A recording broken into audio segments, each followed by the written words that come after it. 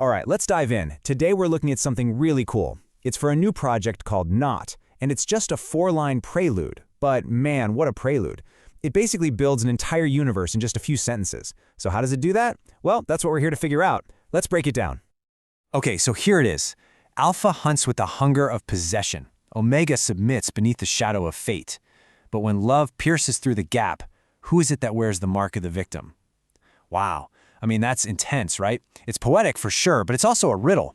It's a puzzle that we're meant to solve. So let's get into it, line by line, and see what kind of world this is building for us. So right off the bat, the first couple of lines, they're like the rule book for this entire world. They laid down the law of power, the law of destiny. You've got these two big forces, totally opposite, but also totally connected. This is our starting point, the status quo, right before everything is about to get completely flipped upside down. Okay, first up, the alpha. We're going to zoom in on that first line, because trust me, every single word in there was chosen for a reason. It tells us everything we need to know about this character. Think about that wording. It's so visceral. It doesn't just say the alpha is in charge, no. It says the alpha hunts. That immediately sets up a predator and prey situation. And it's not just a desire, it's a hunger, like a deep primal need that can never be satisfied. And what's the end goal? Possession. Absolute control. It's about owning, consuming everything. So let's just boil it down. The alpha is the active player here, the hunter. The motivation? A primal gnawing hunger. And the goal is simple, possession. This character is all about action, all about taking. It's just pure, unfiltered, forward-moving desire. All right, but there are two sides to every coin, right? For every hunter, there has to be, well, something to be hunted. So now let's look at the other side of this dynamic. Let's talk about the Omega. And again, the word choice here is just brilliant. The Omega submits.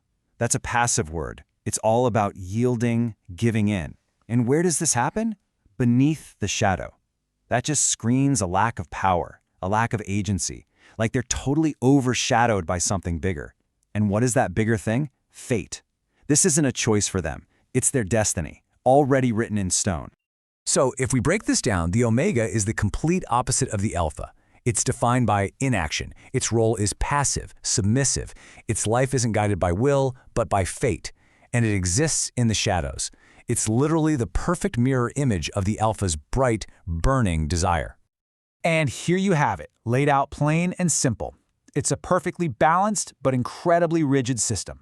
On one side, you've got the Alpha, all action, all desire, all about taking, and on the other, the Omega, inaction, destiny, and yielding. The rules of the game seem crystal clear, right? The roles are set. You kind of feel like you know exactly how this is going to play out. But what happens when you throw a wrench into a perfectly balanced machine?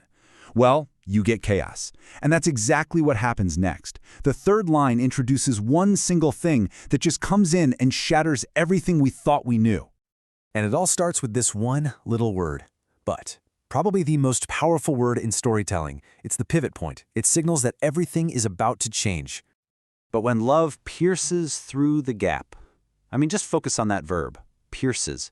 Love doesn't just show up, it doesn't gently bloom. It's a violent act. It's like a weapon, something sharp and forceful that breaks through the space between the Alpha and Omega and just demolishes the dynamic they had.